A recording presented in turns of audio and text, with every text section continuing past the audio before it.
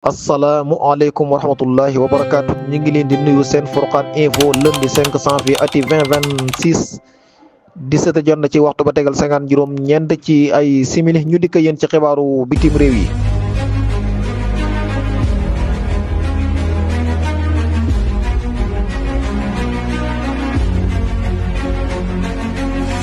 dañuy dem fële ci al ittihadul Europi te mooy union européenne daal di wax rek jëm ci la xew fële ca Venezuela ak jokkoo nag dox na seen diggante ñii de waa Washington ak seen partenariat yi nga xam ne ñoo nekk ci régionaux yi ak ci internationaux yi li ñu bëgg ñii de waa al ittihadul Europi union européenne daal mooy rek amal waxtaan ngir solution jàmm mën am ñeel réew Venezuela ak crise ba ñuy dund. ba tey rek ci xibaaru bitim réew yi armée bu Israël bi di xam ne rek nee na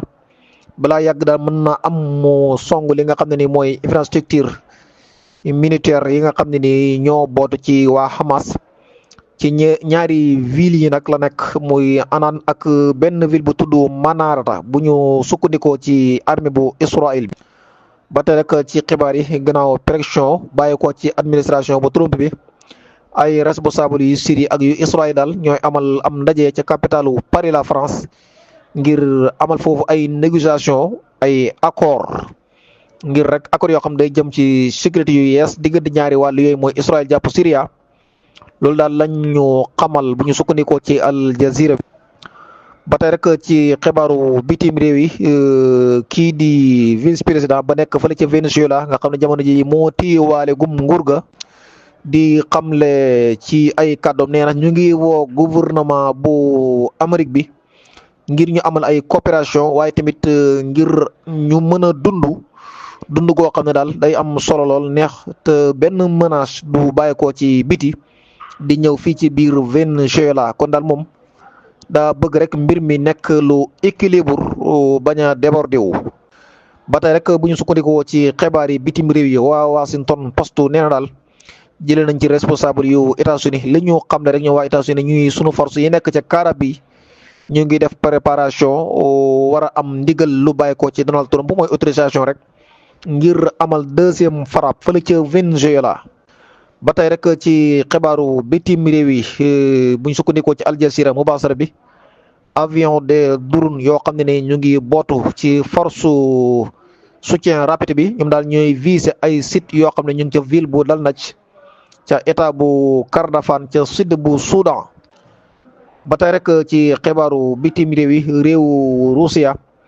mu ngi wéy di avancer di libérer ay gox waaye tamit li gën a fas ci xibaar bi ak journal bi rek mooy pertement ya nga xam ne pertement yu rëy la Ukraine am ko ci ay barab yu fasantikoo loolu daal mel ni waa Russia doon nañ ci joxe déclaration ni ki samedi bi passé bokk na ci pertement yi nga xam ne Ukraine am na ko mooy lu toll ci 220 soldats Ukraine perte na ko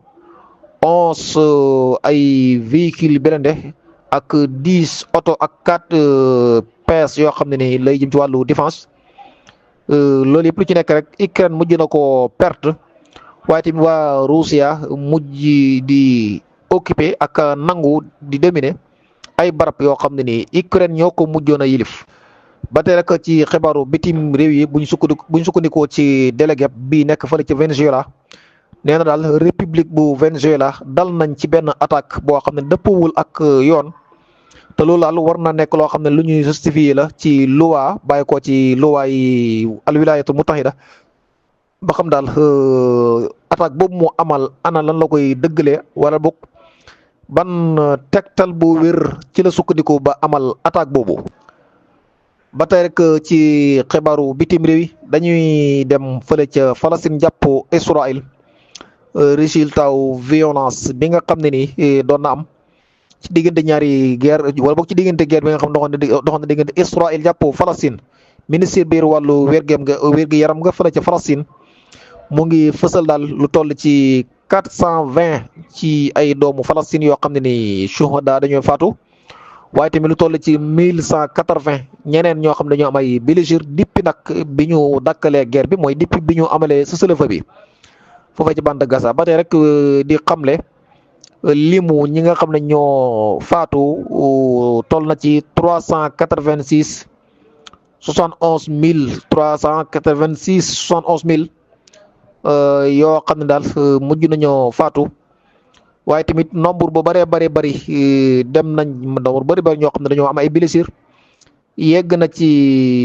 171000 ñoo xam ne dañoo am ay blessures loolu nag ñu ngi ko xayma ci depuis 7 octobre ati 2023